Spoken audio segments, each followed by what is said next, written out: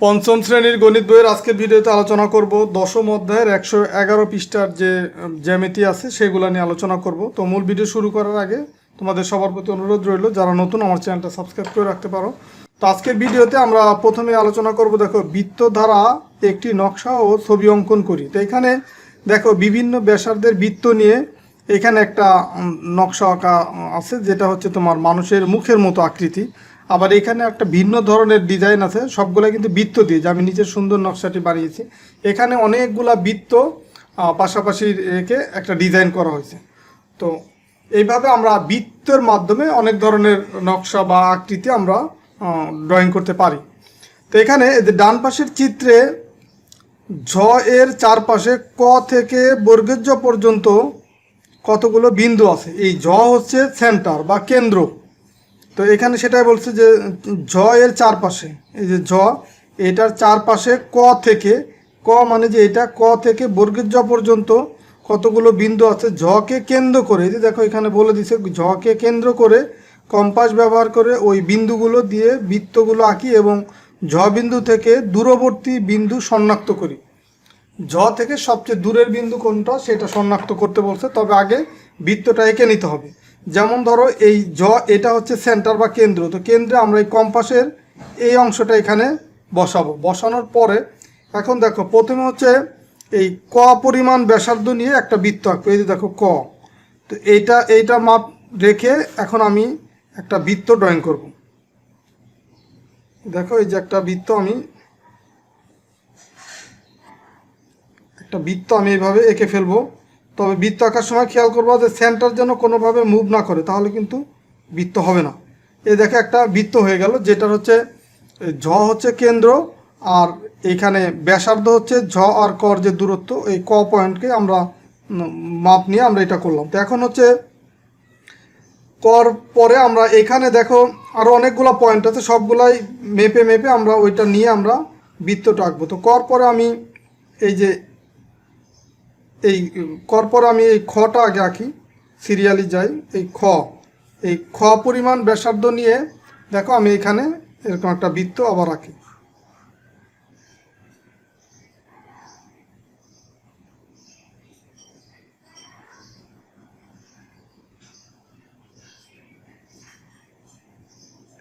দেখো খ আর বর্গের জ এই দুইটা তোমার একই দূরত্বে আছে, এই কারণে কিন্তু এখানে এই খ দিয়ে যেটা গেছে এই বর্গের জ দিয়ে একই বৃত্ত। তা আবার আমি এই গ এই মাপ নিয়ে আমরা আর একটা বৃত্ত আঁকি। দেখো এই যে এই ঝ থেকে গ পর্যন্ত মাপ নিয়ে আমরা আর একটা বৃত্ত আঁকবো।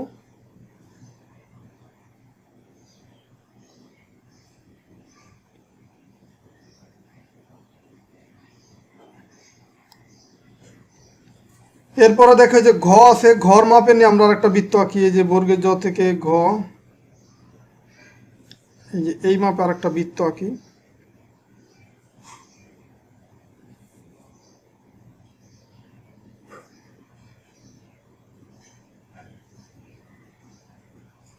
তো দেখো এই ঘ আর চ এটা একই মাপ, এই কারণে দুইটা কিন্তু একই বিন্দু দিয়ে গেছে। আবার এই ছটা হচ্ছে এর একেবারে কাছাকাছি, তো এইটার মাপ নিয়ে আমরা আর একটা বৃত্ত আঁকি। দেখো এটা হচ্ছে একেবারে কাছাকাছি, খুব কাছাকাছি দিয়ে যাবে। তো তোমাদের এই টাইপের প্রশ্ন যদি পরীক্ষা আসে সেই ক্ষেত্রে হয়তো আরও গ্যাপ থাকবে বা ভিন্নতা থাকবে। তো এরপরে যে ওমো, এটা আবার একটা বৃত্ত আঁকি ওমো পরিমাণ ব্যাসার্ধ নিয়ে। এই যে দেখো এটাও কাছাকাছি দিয়ে যাচ্ছে।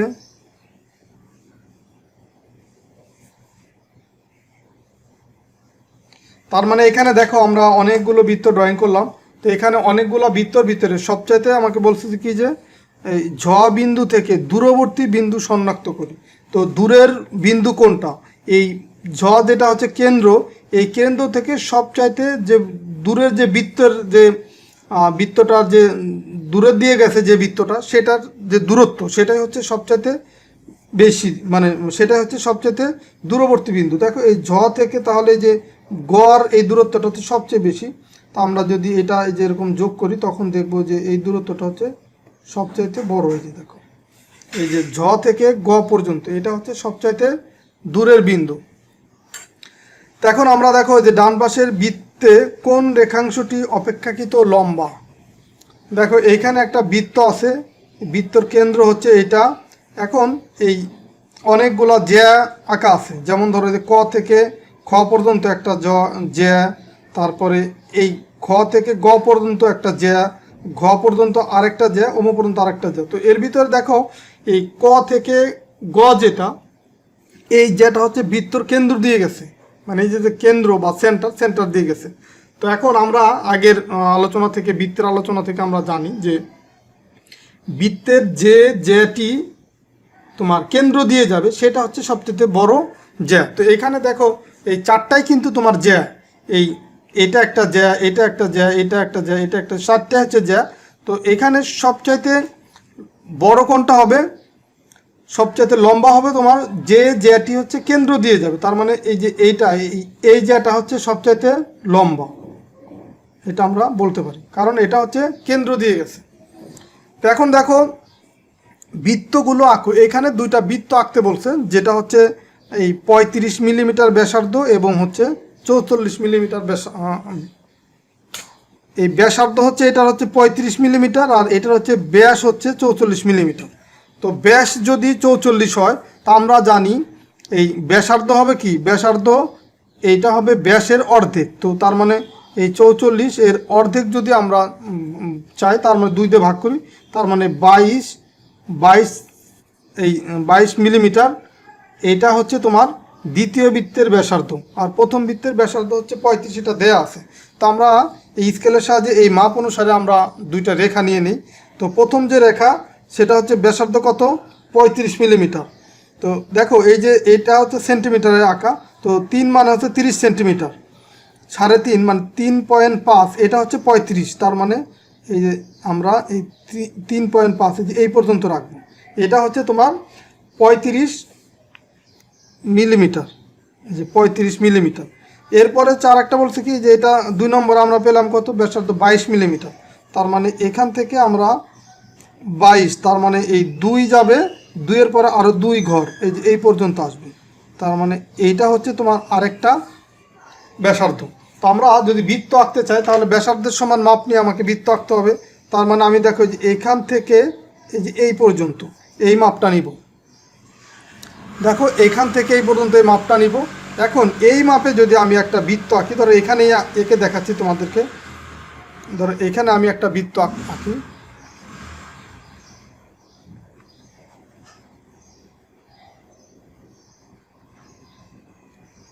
দেখো এটা একটা বৃত্ত হলো, যার হচ্ছে ব্যাসার্ধ কত, ব্যাসার্ধ হচ্ছে তোমার এই যে দেখো এই 3.5, দেখো এই যে মিলে যাচ্ছে কিন্তু,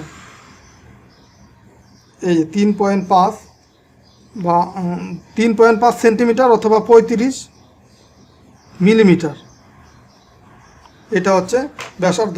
এখন আরেকটা বৃত্ত আঁকতে বলছে, যেটার হচ্ছে ব্যাসার্ধ হচ্ছে কত, 22 মিলিমিটার।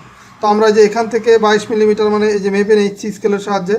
তো মেপে নিলে দেখো এই যে এখানে আসবে, এই রেখার সমান আমি মাপলাম। তো মাপার পরে এখন এই মাপ অনুসারে তো এখানেই আমি আর একটা বৃত্ত এঁকে ফেলি। এইখানেই ধরো আমরা যে এই মাপে এই যে কম্পাসের সাহায্যে এই যে আর একটা বৃত্ত আমরা ড্রয়িং করে ফেললাম।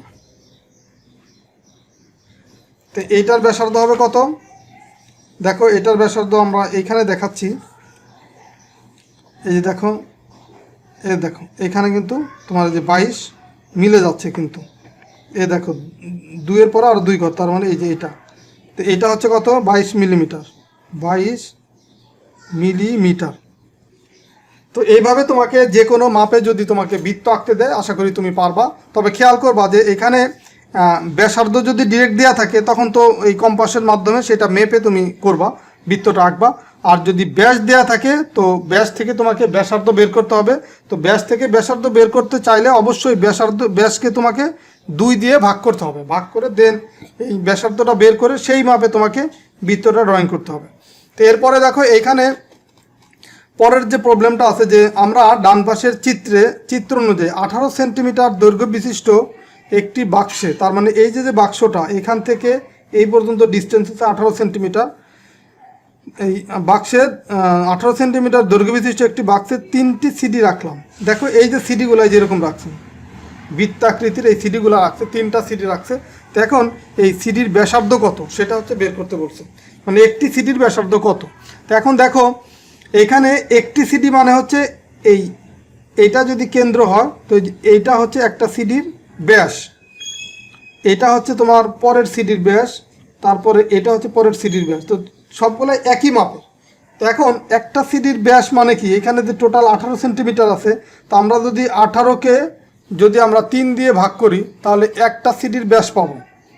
18টা হচ্ছে টোটাল এইখান থেকে এই পর্যন্ত দূরত্ব, তার মানে 3 দিয়ে যদি ভাগ করি এখানে পাবো কত, 6, 3 6 18। তো 6 যেটা পেলাম এটা হচ্ছে আমরা কি পেলাম, এটা পেলাম হচ্ছে আমরা একটা সিডির ব্যাস। তো আমাকে প্রশ্নটা হচ্ছে একটা সিডির ব্যাসার্ধ কত।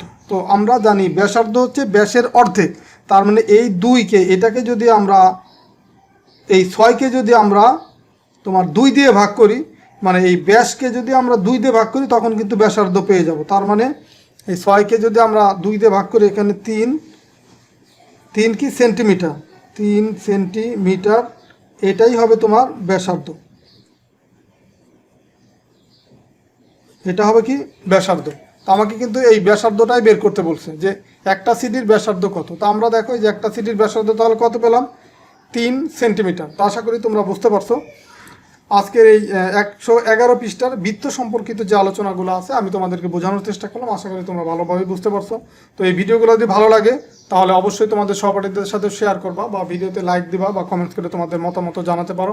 তো ঠিক আছে, সবাই ভালো থাকো, সুস্থ থাকো। আর আমরা পরবর্তী ভিডিওতে আমরা পরের পৃষ্ঠা মানে 112 পৃষ্ঠায় যে অনুশীলনীর যে বৃত্ত অনুশীলনীতে যে জ্যামিতির যে বিষয়গুলো আছে বা জ্যামিতি সম্পর্কে যে প্রবলেমগুলো আছে সেইগুলো তোমাদেরকে পরের ভিডিওতে সমাধান করে দেবো। তো ঠিক আছে, সবাই সুস্থ থাকো, আল্লাহ হাফেজ।